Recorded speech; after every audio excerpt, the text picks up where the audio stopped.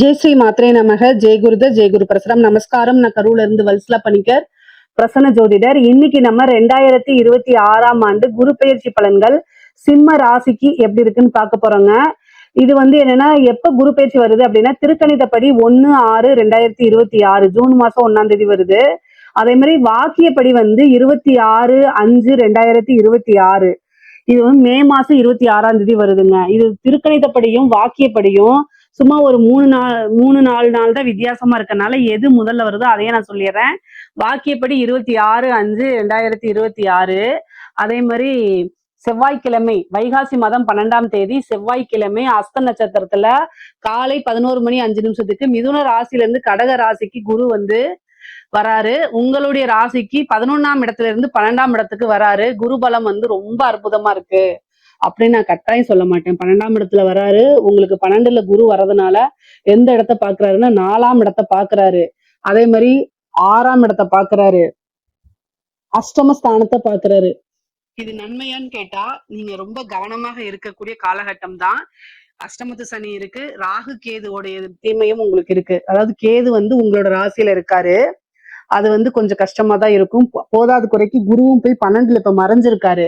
குரு 12ல மறைஞ்சிருக்கனால மறைந்த குரு நிறைந்த பலன் அப்படின்னா உச்சம் பெற்ற குரு. ஆனா அங்க அஷ்டமாதிபதியாவும் இருக்காரு, அஷ்டமஸ்தானத்தையும் பாக்குறாரு. கவனமா தான் இருக்கணும். சிம்ம ராசிக்காரங்களுக்கு நான் கெடு பலன்கள்லாம் சொல்லல, கவனமாக இருங்க. உங்களை எப்படியாவது காப்பாத்தணுங்கிறத என்னுடைய நோக்கம். சோ குரு 12ல இருக்கனால விரயத்தை கொடுப்பாரு அப்படின்னா, இந்த காலகட்டங்கள்ல 12ஆம் இடம்ங்கிறது விரயத்தையும் குறிக்கும், அதே நேரத்துல இன்வெஸ்ட்மெண்ட்டையும் குறிக்கும். விரயம் அப்படின்னா ஒரு சுப விரயமா பண்ணுங்க. வீட்டுல ஏதாவது சுப நிகழ்வுகளை நடத்துங்க. காது குத்து, கல்யாணத்துக்கு குருபலம் வேணுங்க. அதனால யாருக்கு மேரேஜ் பண்றீங்களோ அவங்களுக்கு குருபலம் இருக்கான்னு பாத்துக்கோங்க. அதே நேரத்துல காது குத்துறது, இந்த மாதிரி மங்கள நிகழ்வுகள் நடத்தலாம். அப்புறம் நிறைய இன்வெஸ்ட்மெண்ட் கோல்டுலயோ அல்லது ஏதாவது சின்னதோ உங்களுக்கு என்ன விஷயமோ அதை இன்வெஸ்ட் பண்ணி வைங்க. சேர்த்து வைக்கிறதும் பாத்தீங்கன்னா சேமிப்பு மாதிரி 12ஆம் இடம் அதுதான் குறிக்கும். அதே மாதிரி 4ஆம் இடம்ங்கிறது என்ன அப்படின்னா வண்டி, வாகனங்கள், வீடு இதெல்லாம் குறிக்கக்கூடியது, சொத்தை குறிக்கக்கூடியது. 6ஆம் இடம் சொத்த சேர்க்கை அப்படின்னு சொல்லுவோம் இல்லைங்களா, அதை குறிக்கக்கூடியது, கடனை குறிக்கக்கூடியது. 8ஆம் இடம்ங்கிறது சிக்கலை குறிக்கக்கூடியது, விபத்தை குறிக்கக்கூடியது. சோ குருவுடைய பார்வை எங்கெல்லாம் வருதோ அது எல்லாத்தையுமே வளர்த்து விட வேண்டியதுதான் அவருடைய பிரதான வேலை. அவர் ரொம்ப நல்லவரு. அவரு எல்லா விஷயங்களையுமே வளர்த்து விடுவாரு. எப்படி நல்லதை வளர்த்துடுறாரோ அதே மாதிரி தீமையும் வளர்த்துடுவாரு. அவருக்கு பாகுபாடு கிடையாது. நன்மை தீமை ரெண்டுமே ஒரே மாதிரியே பார்த்து வளர்த்து விட்டுருவாரு. சோ 6ஆம் இடம்ங்கிறது கடனை வளர்த்து விடுவாரு. சோ அதனால கடன் ரீதியா இருக்கக்கூடிய பிரச்சனைகள்லாம் சமாளிக்கணும். ஆனா குரு உச்சபலம் பெற்று 12ல இருந்து பாக்குறதுனால கடனை அடைக்கிறதுக்கு உண்டான அமைப்பும் உறுதியாக இருக்கு உங்களுக்கு. சரிங்க, நான் ஒரு உத்தியோகத்துல இருக்கேன், இந்த 12ஆம் இடத்துல குரு இருக்கு, நான் பணம் சேர்த்து வச்சிருக்கேன்னா தயவு செய்து ஒரு வீடை வாங்குங்க, ஒரு வாகனத்தை வாங்குங்க. ஏதாவது உங்களுக்கு பிரயோஜனமாக இருக்கக்கூடிய விஷயங்களை இன்வெஸ்ட் பண்ணிருங்க. ஏன்னா குரு 12ஆம் இடத்துல இருக்கு அப்படின்னா ஏதாவது ஒரு விரயத்தை செய்யதான் போறாரு. அந்த விரயம் நமக்கு சேவிங்ஸா சொத்தா எப்படி ஆக்கலாங்கிறத யோசித்து செயல்படுங்க. சிம்மராசிக்காரங்களுக்கு பொதுவாவே இந்த டைம்ல பாத்தீங்கன்னா ஏதாவது ஒரு செலவு அப்படிங்கிறது கட்டாயமாக்கப்பட்டிருக்குது. அதனால அந்த கட்டாயத்தை நீங்க எப்படி ஹேண்டில் பண்றீங்க அப்படிங்கிறதா இருக்கு. பொதுவாவே நல்ல புத்திசாலி தான் சிம்மராசிக்காரங்க. மெயினா எல்லா விஷயத்தையும் பிளான் பண்ணி தான் செய்வீங்க. அதே மாதிரி சிறப்பாகவும் திறம்படவும் செய்வீங்க. நல்ல நிர்வாக திறமை இருக்கு. அதனால பினான்சியல் விஷயங்கள் எல்லாம் நல்லா மேனேஜ் பண்ணக்கூடிய கெப்பாசிட்டி உங்களுக்கு இருக்கு. இந்த காலகட்டத்துல நான் அதை ஏன் சொல்றேன் அப்படின்னா அதை மறந்துருப்பீங்க. சோ அதனால நினைவு கூர்றேன். சோ அதனால நீங்க ஏதாவது ஒரு விஷயத்த கட்டாயம் செய்யணும். அஷ்டமஸ்தானத்தை பாக்குறதுனால எல்லா விஷயங்களும் கவனத்தோட இருக்கணும். குரு 8ஆம் இடத்தை பார்க்கும்போது ரொம்ப ரொம்ப கவனமாக இருக்கிறது அத்தனை விஷயங்களுமே நன்மையை கொடுக்கும் உங்களுக்கு. 4ஆம் இடத்தை பாக்குறதுனால நீங்க ஏதாவது வீடு வாங்கக்கூடிய அமைப்புகள் இருக்கு அப்படின்னா தாராளமா பண்ணலாம். ஏன்னா சொத்து சேர்க்கை அப்படிங்கிறது இந்த காலகட்டத்துல உண்டு. நீங்க ஒரு ஒர்க் பண்ணிட்டு இருப்பீங்க, நான் லோன் எடுக்கலாமான்னா தாராளமா எடுக்கலாம். உங்களுக்கு 100 ரூபாய் வருமானம் வருது அப்படின்னா 30 ரூபாய் நீங்க என்ன செய்யலாம், தாராளமா லோனுக்கு போய்க்கலாம். ஜோசியர் சொன்னாங்கன்ட்டு உங்களுடைய தகுதி மீன்ஸ் என்னன்னா உங்களுடைய சேலரிக்கு மீறி நீங்க என்ன செய்யக்கூடாது. 100 ரூபாய் வருமானம் வருது அப்படின்னா 50 ரூபா 60 ரூபா லோன் போடக்கூடாது. ஏன்னா அதெல்லாம் 60% 50%க்கு மேல போகுது. அதனால அந்த மாதிரி செய்யாதீங்க. 30%க்குள்ளதான் உங்களுடைய லோன்ஸ் எல்லாம் இருக்கணும். அப்பதான் எல்லா விஷயத்தையும் மேனேஜ் பண்ண முடியும் நீங்க. சரி. இது வந்து என்னன்னா, நீங்க கடன் வாங்கக்கூடிய அமைப்புகள், கடன் கிடைக்கக்கூடிய அமைப்புகள் இருக்கு. சரி, இந்த டைம்ல நான் 12ல எனக்கு குரு மறைஞ்சிருக்கு. புதுசா தொழில் ஸ்டார்ட் பண்ணலாமான்னா, தாராளமா ஸ்டார்ட் பண்ணலாம். ஏதாவது ஒரு டென்ஷன் இருக்கணும். ஏதாவது ஒரு வேலை ஓடிக்கிட்டே இருக்கணும். ஓய்வு எடுக்கிறதுக்கு நேரம் இருக்கக்கூடாது. தூங்குறதுக்கு நேரம் இருக்கக்கூடாது அப்படின்னா, தாராளமா நீங்க பண்ணலாம். ஏன்னா குரு இதெல்லாம் குடுப்பாரு. அப்ப நீங்களா வாலண்டரியா போய் ஒரு பிசினஸ ஸ்டார்ட் பண்ணலாமான்னா, தாராளமா ஸ்டார்ட் பண்ணலாம். இந்த டைம் எனக்கு மறைஞ்சிருக்கு. குரு பலமே இல்ல. தொழில் ஸ்தானத்துக்கு இல்லைன்னு நீங்க நினைக்காதீங்க. 12ஆம் இடம்ங்கிறது இன்வெஸ்ட்மெண்ட். குரு வரக்கூடிய 12ல வரக்கூடிய இடத்துல நம்ம ஒரு இன்வெஸ்ட்மெண்ட்ட பண்ணணும் அப்படின்னா, அது பல வகைகள பெருக்கி குடுத்துரும். அதனால தாராளமா பண்ணலாம். ஆனா உங்களுடைய ஜாதக ரீதியா தொழில் ஸ்தானத்துக்கு நீங்க வந்து உங்களுடைய தொழில் ஸ்தானத்துக்கு எப்படி இருக்கு? தொழில் காரகனுக்கு எப்படி இருக்கு? 10ஆம் அதிபதியுடைய நிலை தொழில் பண்ணலாமா? அப்படிங்கிறதெல்லாம் உங்களுடைய ஃபேமிலி ஜோசியரை கேட்டுட்டு பண்ணுங்க. ஆனா குருபலம் 12ஆம் இடத்துல இருக்கனால இந்த டைம்ல ஒரு இன்வெஸ்ட்மென்ட் பண்ணி புதுசா ஒரு ஸ்டார்ட் அப் தாராளமா தொடங்கலாங்க. அதுல தவறுகளே கிடையாது. அதே மாதிரி தொழில் தொடங்குறதுக்கு உங்களுக்கு பிசினஸ் லோன் கிடைக்கும். 6ஆம் இடத்த குரு பார்க்கறதுனால கடன் வாங்கக்கூடிய அமைப்புகள், கடன் கிடைக்கக்கூடிய அமைப்புகள், மானியத்தோட கடன் கிடைக்கக்கூடிய அமைப்புகள்லாம் உங்களுடைய ராசிக்கு இருக்கு. தாராளமா பண்ணலாம். ஒரு வாகனம் வாங்கலாம். தொழிலுக்காகவோ அல்லது வந்து பர்சனல் யூஸுக்காகவோ ஒரு வாகன பிராப்தம் அப்படிங்கிறது உறுதியாக இருக்கு உங்களுக்கு. அது மூலியமா இன்கமும் நீங்க ஜெனரேட் பண்ணிக்க முடியும். அதே மாதிரி தாய் வழி சொத்துக்கள் வந்து சேரக்கூடிய அமைப்புகள் இருக்கு. தாய் வழி சொத்துல ஏதாவது பிரச்சனைகள், வில்லங்கங்களா இருந்துச்சு அப்படின்னா அதெல்லாம் நிவர்த்தியாகி என்ன செய்யும் உங்களுக்கு இந்த காலகட்டத்துல பிராப்தம் இருக்கு. அதனால தாய் வழி சொத்துக்கள் ஆதாயங்கள்லாம் உங்களுக்கு இருக்கு. 6ஆம் இடத்த குரு பாக்குறதுனால தேக ஆரோக்கியத்துல கவனம் செலுத்துங்க. இவ்வளவு நாளா என்ன ஒர்க் அல்லது பிசினஸ் ஓடிட்டே இருந்துட்டு ஏதாவது ஒரு டென்ஷன் அலைச்சல் அப்படின்னு இருந்துட்டே இருந்திருக்கும். அந்த இதெல்லாம் வந்து ஒதுக்கி வச்சுட்டு உடல் ரீதியா ஏதாவது பிரச்சனைனா உடனடியா மருத்துவரை ஆலோசனை பண்ணி என்ன செய்யணும் அப்படின்னா ஹெல்த்தை நீங்க பாத்துக்கணும். இல்ல அப்படின்னா ஒரு பெரிய செலவா மாறிடும். டாக்டர்கிட்ட ஏன் பாருங்க பாருங்க அப்படின்னா பிரச்சனை வந்து சின்னதா வரும்போதே நீங்க அதை பாத்துட்டீங்க அப்படின்னா பெரிய செலவுகளை ஏற்படுத்தாது. 1000 500ல செலவு பண்றதுக்கு நீங்க யோசிச்சீங்க அப்படின்னா அது லட்சக்கணக்குல கொண்டு போய் விட்டுரும். ஏன்னா 8ஆம் இடத்தையும் பாக்குது. அதனால ரொம்ப கவனமா இருங்க. சர்ஜரி வரதுக்கு உண்டான அமைப்புகள் இருக்கு. அதே மாதிரி வண்டி வாகனங்கள்ல போகும்போது கவனம். உங்களுக்கு டென்ஷனா இருக்கு, மனநிலை கொஞ்சம் சரியில்லை, பல யோசனைகள் ஓடுது அப்படின்னா தயவு செய்து வண்டி ஓட்ட வேண்டாம். ஏன்னா 4ஆம் இடத்தை பாக்குது, 6ஆம் இடத்தை பாக்குது, 8ஆம் இடத்தை பாக்குது 12ல இருந்து. அப்போ ஒரு மருத்துவ விரயம் உண்டு, ஒரு மருத்துவ சர்ஜரி உண்டு. நிறைய பேருக்கு வந்து சர்ஜரி அமைப்புகள் இருக்கு. அதனால ரொம்ப கவனமாக இருக்கணும். 8ஆம் இடத்தை பார்க்கும்போது விபத்து கண்டங்கள் ஆகிறதுக்கு உண்டான அமைப்புகள்லாம் இருக்கு. அதனால ரொம்ப ரொம்ப கவனமாக இருக்கிறது நல்லது. 6ஆம் இடத்தை பார்க்கறதுனால உங்களுக்கு வழக்குகள்ல வெற்றி கிடைக்கிறது அமைப்புகள் இருக்கு. நீங்க யார் மேலாவது கேஸ் போட்டிருப்பீங்க. அது உங்களுக்கு ஃபேவரா வரதும். அதே மாதிரி உங்க மேல யாராவது கேஸ் போட்டிருந்தா அதுவுமே உங்களுக்கு சாதகமா அமையக்கூடிய அமைப்புகள் இருக்கு. பொதுவா வழக்குகள்ல வெற்றி கிடைக்கக்கூடிய அமைப்புகள் இருக்கு. சொத்து சேர்க்கை அப்படிங்கிறது இருக்கு.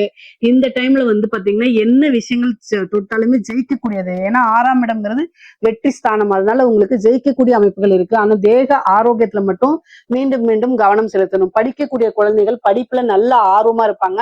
கல்வி ஸ்தானத்தை வந்து குரு பாக்குறதுனால படிப்புக்காக வெளிநாடு செல்லக்கூடிய அமைப்புகள், உத்தியோகத்துக்காக வெளிநாடு செல்லக்கூடிய அமைப்புகள் இருக்கு. நிறைய பேர் ஒர்க் பண்ணிட்டு இருக்கவங்க, பிசினஸ் பண்றவங்க வெளிநாட்டுக்கு சென்று அவங்களுடைய விஷயங்களை மேற்கொள்ளக்கூடிய அமைப்புகள் இருக்குங்க.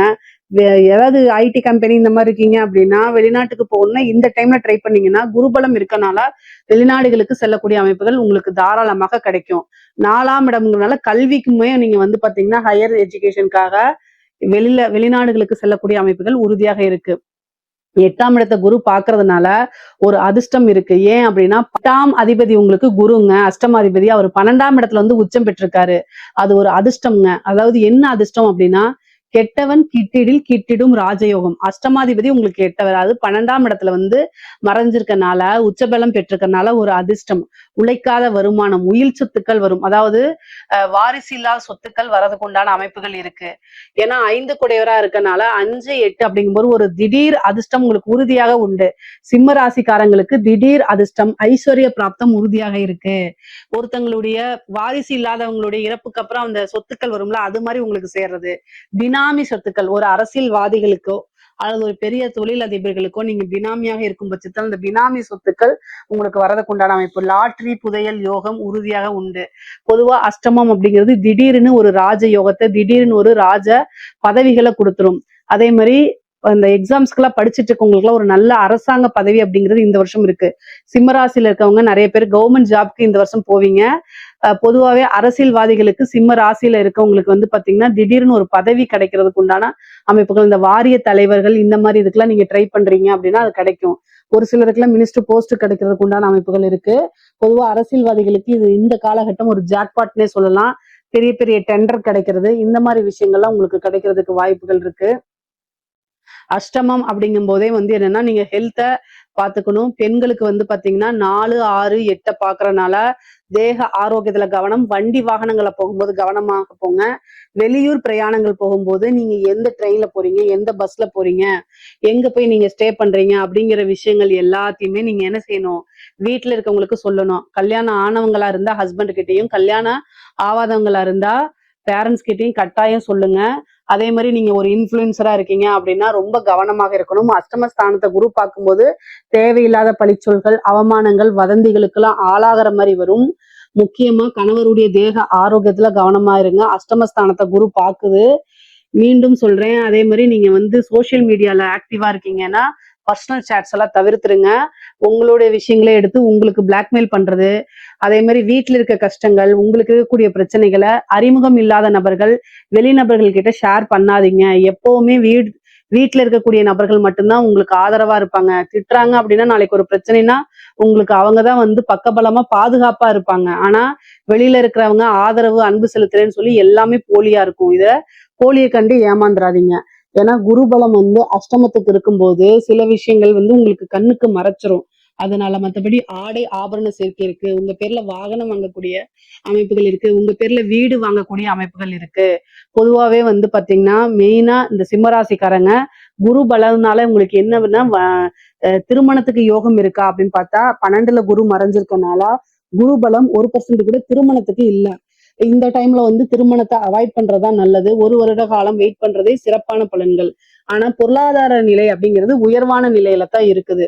தெய்வ அனுகூலத்தை தேடிக்கங்க. என்ன பரிகாரம் நீங்க பண்ணலாம்னா 12ல குரு வந்திருக்கனால தட்சிணாமூர்த்தி வழிபாடு, சிவபெருமான் வழிபாடு பண்ணிக்கங்க. நவகிரகத்துல இருக்கக்கூடிய குரு பகவான வழிபாடு பண்ணிக்கங்க. முல்லைப்பூ மாலை தொடுத்து 2 நெய் தீபம் போட்டு தட்சிணாமூர்த்திக்கு வழிபாடு பண்ணிட்டு சிவபெருமானையும் நவகிரகத்துல இருக்கக்கூடிய குரு பகவானையும் வழிபாடு பண்ணிக்கங்க. வியாழக்கிழமை வியாழக்கிழமை உங்களால போக முடிஞ்சா பண்ணுங்க. இல்ல அப்படின்னா அதுக்காக வருத்தப்படாதீங்க. அது ஒண்ணும் தப்பு கிடையாது. எப்போ உங்களுக்கு முடியுதோ அந்த டைம்ல போய் பண்ணுங்க. தெய்வங்கள் நீங்க இருக்கக்கூடிய இடத்துல இருந்தே ஆத்மார்த்தமா கும்பிட்டா கூட உங்களுக்கு வலிவு கொடுக்கும். அதனால பிரச்சனைகள் கிடையாது. நீங்க அதுக்காக வருத்தப்படாதீங்க. என்னால போக முடியலன்னு சில பேர் வருத்தப்படுறாங்க, அவங்களுக்காக சொல்றேன். நீங்க வந்து உத்தியோகம் பாக்குறீங்க, ஒர்க் பாக்குறீங்க, உங்க விஷயங்களை உங்களுடைய பேரண்ட்ஸ, ஹஸ்பண்ட, ஒய்ஃப கவனிச்சுக்கிறதுக்கு கரெக்டா இருக்கு அப்படின்னாலே அங்கேயே குருவுடைய ஆசீர்வாதமும் தெய்வ பலமும் கட்டாயம் வந்துரும். அதனால தனியா நீங்க போய் கும்பிடணும்னு அவசியம் இல்ல. உங்களுக்கு டைம் இருக்கும் பட்சத்தில், உங்க மனசு விரும்பும் பட்சத்தில் நீங்க போய் கும்பிடலாம். அதனால தவறுகள் கிடையாது. சரிங்களா? பொதுவாவே குருபலம் வந்து உங்களுக்கு குறைவாக இருக்கனால பொருளாதார நிலை ரொம்ப சிறப்பா இருக்கு. ஆனா உறவுகளுக்கு இடையே மனக்கசப்ப ஏற்படுத்தும். அதனால சண்டை சச்சரவுகள் வரும். குடும்பத்துல வந்து அப்பப்போ வாக்குவாதங்கள் வரும். அது ஒரு பெரிய ஆர்கியூமெண்டா மாத்தாதீங்க. 6ஆம் இடம்ங்கிறது பிரிவினையை ஏற்படுத்தும். 8ஆம் இடம்ங்கிறது மன வலி வலிக்கும். அதாவது பிரிந்து போகக்கூடிய நபர்களை நினைச்சு மனசு உருகும்னு சொல்லுவோம்ல, அந்த மாதிரி மனதுக்கு பிடித்த நபர்கள் பிரிந்து போகக்கூடிய அமைப்புகள் இதெல்லாமே உங்களுக்கு குரு கொடுத்துருவாரு. அதனால ரொம்ப கவனமாக இருக்கணும். எவ்வளவுக்கு எவ்வளவு வந்து உறவுகளை பாதுகாக்க முடியுமோ அந்த அளவுக்கு பாதுகாக்கணும். வார்த்தைகளை வந்து நல்ல அன்பா பேச பழகிக்கங்க. ஏன்னா உங்களுக்கு குரு மறைஞ்சிருக்கனால டக்கு டக்குன்னு மனசுல இருக்கக்கூடிய விஷயங்களை நீங்க பேசுவீங்க, ஒளிவு மறைவு இல்லாம. அது அடுத்தவங்களை ஆப்போசிட்ல இருக்கக்கூடிய ஆளுங்களை கட்டாயம் பாதிச்சிரும். சோ அவங்க நமக்காக தான் இருக்காங்க. அவங்களுக்கு என்ன தேவை, எப்படி பேசணுங்கிறத கத்துக்கங்க. இல்லைன்னா உங்களுக்கு பிடித்த உறவுகளை இழக்கக்கூடிய அமைப்புகள் தான் அதிகமாக இருக்கு. பொதுவா சிம்ம ராசிக்காரங்க ரொம்ப நேர்மையானவங்க. நான் இல்லைன்னு சொல்லல. எந்த ஒரு விஷயமும் ஒளிவு மறைவு இல்லாம பேசக்கூடியவங்க தான். ஆனா பொதுவாவே உறவுகள் நீங்க தக்க வச்சுக்கணும் அப்படின்னா எல்லா இடத்துலயும் உண்மை மட்டும் செல்லாது. அந்த இடத்துல சில டைம் பாலிஷா பேசுறதுக்கு கத்துக்கங்க. இல்ல அப்படின்னா உங்களுக்கு பிடித்தமானவர்கள் உங்களை விட்டு போறது கட்டாயம் நிச்சயமாயிரும். அதனால கவனமாக இருந்து செயல்படுங்க. நீங்க வாழ்றது, நீங்க சம்பாதிக்கிறது, இது எல்லாமே உறவுகளுக்காகத்தான். அந்த உறவை பாதுகாத்து வச்சுக்கிறதுக்கு கொஞ்சமாவது சிரமப்படுங்க, கஷ்டப்படுங்க. அதுல தவறுகளே கிடையாது. உங்களுக்கு ஒரு பிரச்சனைனா அவங்கதான் வந்து நிக்க போறாங்க. குருபலம் வந்து உங்களுக்கு இந்த டைம்ல வந்து 12ல வந்து உச்சம் பெற்று மறைந்திருக்கனால குருபலம் அந்த குறைவாக இருக்கிறதுனாலயும் உறவுகள் கிட்ட ரொம்ப பாதுகாப்பா இருந்துக்கங்க. மத்தபடி பொருளாதார வாழ்க்கை ரொம்ப ரொம்ப நல்லா இருக்கு. இதுல ஏதாவது சந்தேகங்கள் இருக்கு அப்படின்னா கமெண்ட்ஸ்ல கேளுங்க. கட்டாயம் நான் ஆன்சர் பண்றேன். நம்மளுடைய சேனலை லைக் பண்ணுங்க, ஷேர் பண்ணுங்க, சப்ஸ்கிரைப் பண்ணுங்க. நன்றி, வணக்கம்.